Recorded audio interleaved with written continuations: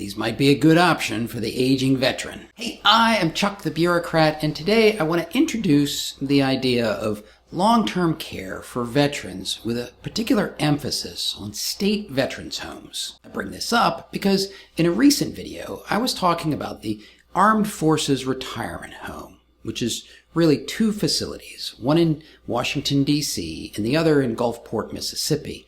And it's operated by a federal agency with some oversight by the Department of Defense. And a lot of you made comments about VA homes in Texas or Maine or some other state. In fact, those other homes got such positive comments that I figured I probably ought to dig deeper. Now, this issue of the options you have as you approach the end of your life, or at least you reach the part of your life where you can't live fully independently, well, it is a whole section of the bureaucratic maze unto itself. Personally, I feel like if I want to influence what happens to me in that phase of my life, I've got to educate myself before I need any special care. And so, just to get a starting point, I'm going to go to the Veterans Affairs webpage for geriatrics and extended care. And here they list 8 different kinds of residential settings and nursing homes for long-term care. These options run the gamut from VA-operated to VA-funded to services that are just contracted by the VA. And as you might imagine, they also span the range of needs that someone might have. You can spend a lot of time getting lost in these options, but for now, I just want to focus on state veterans homes. To get started, state veterans homes are owned, operated, and managed by state governments. The VA does not manage these facilities themselves.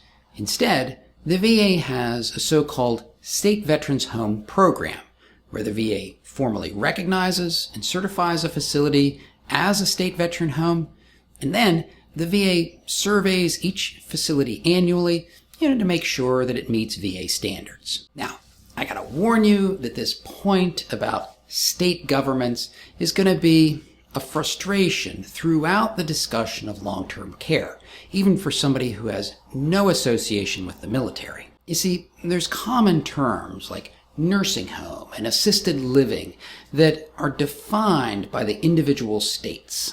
And as you can imagine, those definitions are not always exactly the same across state lines. The reason this matters for these state veterans homes is because each state has its own eligibility rules, its rules for whether or not spouses can live with a veteran, and their costs vary depending on how the facility gets its funding. And of course, if funding varies, it's no surprise that the services are going to vary too. But so what?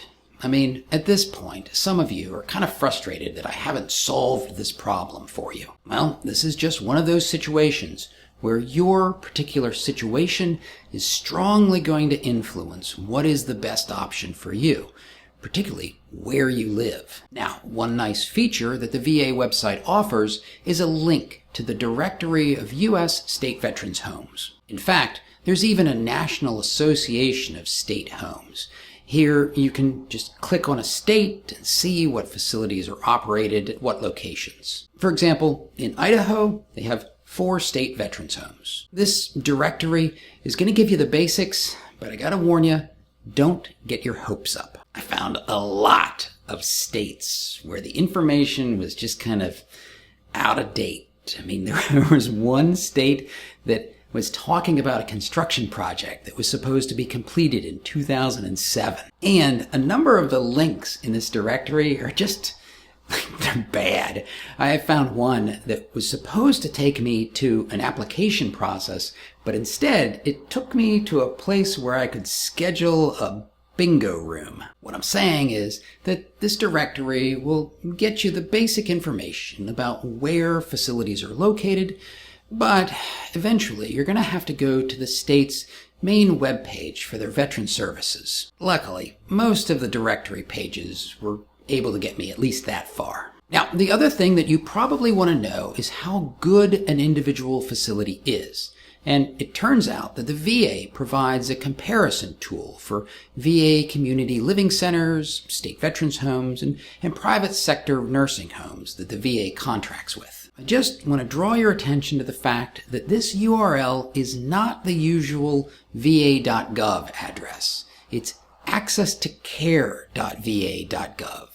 I don't know, just a little odd. Each facility is given a star rating, 1 to 5, based on a system adapted from Medicare's 5-star rating methodology. For instance, if we compare 2 veterans' homes in Maine, you can see that the one in Bangor has 3 stars, while the veterans' home in Scarborough has a 5-star rating. What's more, if you click on this drop down for more details, you can get a lot of details about why individual facilities get those ratings. Personally, I think the way to go about exploring these state veterans' homes is to start with determining what facilities are near where you or your family members live, then determine if the facilities provide the types of services that you need at the level of quality that you want, and then proceed from there. I'm sure that many of you have your own experiences that can help others find their way through this maze. But the one thing that I would ask of you is that if you're going to leave a comment about a specific state veterans home,